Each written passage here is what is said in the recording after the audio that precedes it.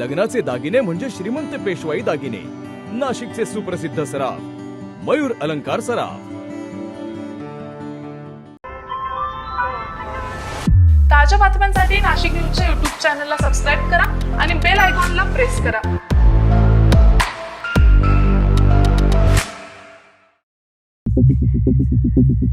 SIT चौकशीनंतर आता ईडीची entry. 70 कोटींच्या व्यवहारांमुळे Chakankar प्रकरण पुन्हा चर्चेत.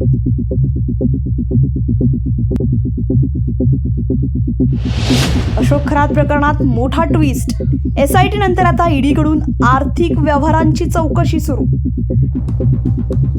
नाशिकमध्ये सुरू असलेल्या अशोक खरात प्रकरणात आता मोठी घडामोड समोर आली आहे. राज्य महिला आयोगाच्या माजी अध्यक्षा रुपाली चाकणकर यांना ईडीचे समन्स बजावल्याची माहिती समोर आली आहे. अशोक खरात प्रकरणात तपासाचा वेग वाढत असतानाच आता अंमलबजावणी संचालनालय म्हणजेच ईडीची एंट्री झाल्यामुळे या प्रकरणाला नवं वळण मिळालं.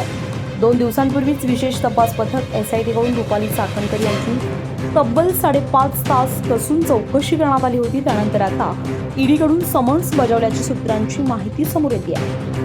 या चौकशीमध्ये पदाचा गैरवापर करून आर्थिक व्यवहार झाले का याचा सखोल तपास केला जाणार आहे. तसेच शिवनिका संस्थेतील त्यांचा सहभाग आणि संबंधित आर्थिक व्यवहारांची देखील पडताळणी होणार आहे. तपास यंत्रणांच्या माहितीनुसार बेनामी बँक खात्यांच्या नेटवर्कमधून तब्बल 70 कोटी रुपयांहून अधिक रक्कम वळवण्यात आल्याचा गंभीर आरोप या प्रकरणात करण्यात आला आहे. दरम्यान SIT चौकशीचा सविस्तर अहवाल येत्या काही दिवसांत ईडीकडे सादर होण्याची शक्यता असून त्यानंतर चौकशी आणखी वेगाने पुढे जाणार. या सर्व घडामोडींमुळे रुपाली चाकणकर यांच्या अडचणीत वाढ होण्याची शक्यता व्यक्त केली जाते. SIT नंतर आता ईडीची एंट्री. या प्रकरणात आणखी कोणते मोठे खुलासे होणार आहे याकडे राज्याचं लक्ष लागलंय. संजय परमार, नाशिक न्यूज, नाशिक.